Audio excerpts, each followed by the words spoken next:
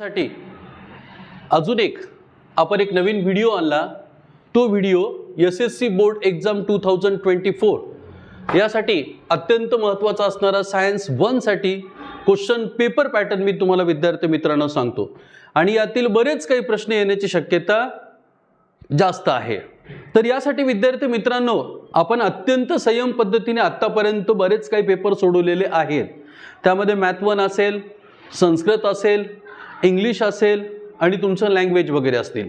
तर याच पद्धतीने सगळ्यात महत्त्वाचा प्रश्न म्हणजे सायन्स आणि मॅथ। खूप विद्यार्थ्यांचा असा प्रश्न असतो की सर आम्हाला सायन्स मध्ये पास होण्यासाठी काहीतरी वेगळी ट्रिक देता येईल का? तर त्याच विद्यार्थी मित्रांनो त्याच धर्तीवरती आपण एक छोटीशी ट्रिक आपल्यासाठी मी घेऊन आलेलो आहोत। तर त्यासाठी हा बोर्डचा पेपर पॅटर्न मी आपल्या समोर मांडलेला आहे। दोन्ही सेमी प्लस नॉन सेमीच्या विद्यार्थ्यांसाठी अत्यंत महत्त्वाचा हा व्हिडिओ जास्तीत जास्त विद्यार्थ्यांपर्यंत शेअर आणि लाईक करून सबस्क्राइब करा। तर पहिला प्रश्न आहे विद्यार्थी मित्रांनो एमसीक्यू किंवा त्याला बहुपर्यायी प्रश्न म्हणतो आपण त्याला। तर हा प्रश्न जसे की टॉपिक नंबर 1 म्हटलं आपण ग्रॅव्हिटेशन, तर लास्ट वन टॉपिक आपला स्पेस मिशन असेल। जास्तीत जास्त प्रमाणात पिरियडिक क्लासिफिकेशन्स मधला एक questions compulsory we have to select from that topic special for the MCQ.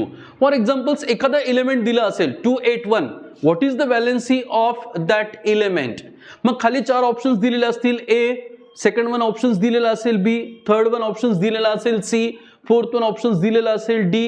तर यापैकी एक उत्तर तुम्हाला चूज करून तुमच्या आन्सर शीट वरती लिहायचे आहे। फॉर एक्झाम्पल फर्स्ट मधलं तुम्ही A ला जर चूज केलं तर त्यावेळेस तुम्हाला असं करून विद्यार्थी मित्रांनो असं बाण न करता तुम्ही त्या ठिकाणी लिहायचं ANS, सेमीवाल्यांनी लिहायचं आणि मराठीवाल्या विद्यार्थ्यांनी सरळ सरळ तिथे लिहायचं उत्तर। मग जर विद्यार्थी मित्रांनो तुमचा ऑप्शन A जर करेक्ट असेल तर त्या ठिकाणी A लिहून त्या ठिकाणी त्याची व्हॅलेन्सी काय असेल 1।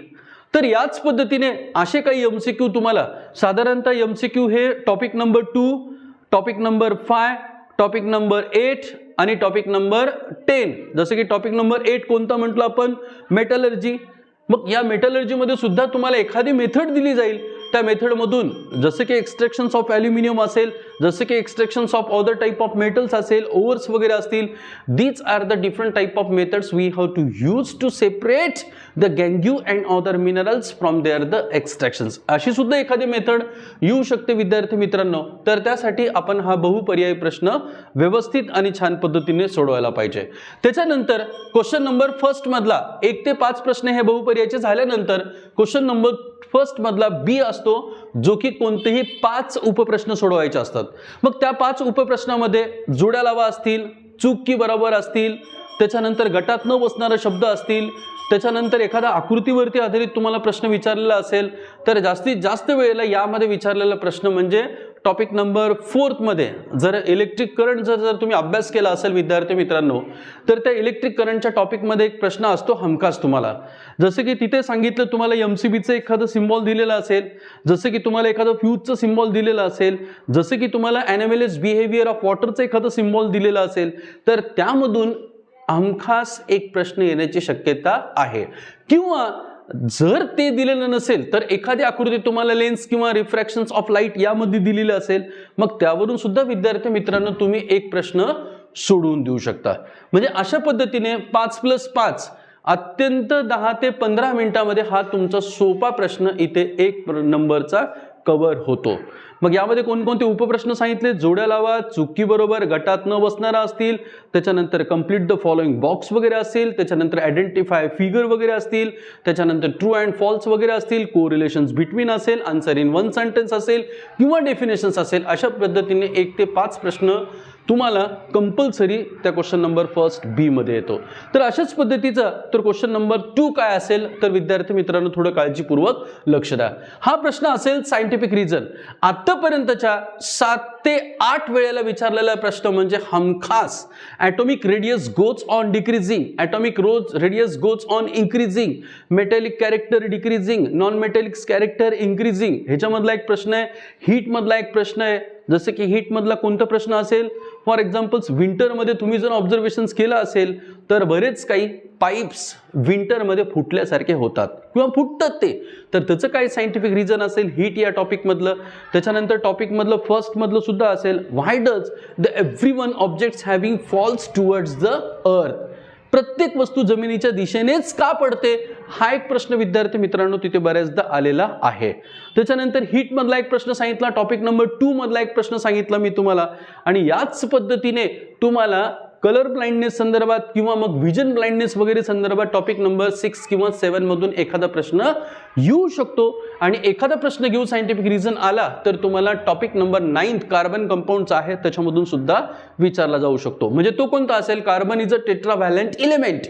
तो टेट्राव्हॅलेंट इलेमेंटच का म्हणायचं, त्याचं ॲटॉमिक रेडियस काय असेल, त्याची व्हॅलेन्सी काय असेल आणि त्याचे 1 ते 2 फीचर्स सांगून बाळांनो तुम्हाला हा सायंटिफिक रिझन कंप्लीट करायचा. सेम त्याच पद्धतीने क्वेश्चन नंबर सेकंड मधला बी असेल, 2-2 मार्काचे हे पण 3 प्रश्न तुम्हाला सोडवायचे असतात. तर त्या तिन्ही प्रश्नांसाठी तुम्हाला 2-2 मार्काचे 3 प्रश्न विचारले जातात. मग याच्यामध्ये कोणते असतील मित्रांनो, तर यामध्ये तुम्हाला डिफरन्स बिटवीन असेल किंवा फरक स्पष्ट करा म्हणतो, त्याच्यानंतर खालील तक्ता पूर्ण करा वगैरे असतील, त्याच्यानंतर आकृतींना नावं द्या वगैरे द्या असतील, त्याच्यानंतर थोडक्यात टीप लगे लिहा वगैरे असतील. तर अशा पद्धतीने छोटे छोटे 5 प्रश्न याच्यामध्ये दिलेले असतात. त्यापैकी तुम्हाला कंपल्सरी 3 प्रश्न छुड़ाना है बच्चों. तो लास्ट का क्वेश्चन, लास्ट बट वन जो क्वेश्चन है बच्चों, तो उसका नंबर है क्वेश्चन नंबर 3. तो क्वेश्चन नंबर 3 में आता क्या है मेरे दोस्त बच्चों, तो क्वेश्चन नंबर 3 में है एनीफाई. तो इसी प्रकार 3-3 मार्क्स के आपको 5 क्वेश्चंस पूछे जाते हैं जो कि इंपॉर्टेंट होता है हमारे महाराष्ट्र स्टेट बोर्ड के लिए. आज तक पूछा गया 5 मार्क 3-3 मार्क का क्वेश्चन में, तो पहला क्वेश्चन से हाइपरमाइट्रोपिया, उसके बाद में नियर साइड ब्लाइंडनेस, उसके बाद में फार साइड ब्लाइंडनेस, उसके बाद में प्रेस बायोपिया, हीट का एक क्वेश्चन उसमें पूछा गया है. उसके बाद में एक क्वेश्चन हमको सिलेक्ट किया गया है type of chemical reactions topic number 3 में. तर अशा पद्धतीने वेगवेगळे आपण प्रश्न त्या टॉपिक्स मधून सिलेक्ट करणार आहोत. तर आता जेवढे जेवढे मी एक्सप्लेन करतो विद्यार्थी मित्रांनो, त्यातला एक एक प्रश्न कंपल्सरी तुम्ही लक्षात ठेवायचा. जसं की मी आता सांगितलं तुम्हाला टाइप ऑफ केमिकल रिएक्शनचा हमखास एक प्रश्न 3 मार्काला येतो. दुसरा प्रश्न सांगितलं तुम्हाला फ्लेमिंगचा लेफ्ट हँड किंवा राईट हँड रूल, हा पण 3 मार्काला प्रश्न येऊ शकतो. त्याच्यानंतर द्विमित्री मेंडेलिव्ह वगैरे असतील किंवा कोणतेही सायंटिस्ट असेल ज्यांनी एलिमेंटचं डिस्कवर केलेलं असेल, अशा एलिमेंट संदर्भात तुम्हाला डिमेरिट्स विचारले जातील. तर असे 3-3 मार्काचे साधारणतः 5 प्रश्न तुम्हाला कंपल्सरी लिहायचे. एकूण प्रश्न दिलेले असतील विद्यार्थी मित्रांनो 8. तर हा झाला प्रश्न क्रमांक 3 जो की देतो तुम्हाला 15 गुण. तो last one question is remaining now, fourth one question, solve any one. अभी इसमें फाइनल वन क्या दिया जाता है, एक तो आपको पैराग्राफ, जसे की हीट मधला पॅराग्राफ आता खूप विद्यार्थ्यांनी आतापर्यंत लर्न केलेला आहे. त्याच्यानंतर आता तो पॅराग्राफ तुम्हाला टॉपिक नंबर 2 मधला येऊ शकेल. टॉपिक नंबर 2 म्हणजे कोण, पिरियडिक क्लासिफिकेशन ऑफ एलिमेंट्स, त्याच्यामधला एक येऊ शकेल मॉडर्न पिरियडिक टेबल मधला. नाही तर यावेळेस तुम्हाला मुद्दामून टॉपिक नंबर 6th वन किंवा टॉपिक नंबर 7th वन यामधून एक प्रश्न तुम्हाला निश्चित विचारला जाईल. तर अशा पद्धतीने विद्यार्थी मित्रांनो हा पेपर पॅटर्न मी तुमच्या समोर मांडण्याचा प्रयत्न केलेला आहे. तर तुम्हाला अडचण वाटत असेल, जर याच्यामध्ये काही डाउट्स वगैरे असतील तर हमखास तुम्ही विद्यार्थी मित्रांनो मला माझ्या सेलफोन नंबर 7507440166 या नंबरवरती कॉल करून तुमचे डाउट्स विचारू शकतात. मग आतापर्यंतची ही प्रश्नपत्रिका जशी आपण सायन्स 1 ची आहे, तर नेक्स्ट टाइमला निश्चितच आपण सायन्स 2 ची प्रश्नपत्रिका याच पद्धतीने आपण सोडवण्याचा प्रयत्न करूया. तुमच्या येणाऱ्या सर्व पुढच्या परीक्षेसाठी तुम्हाला खूप खूप शुभेच्छा.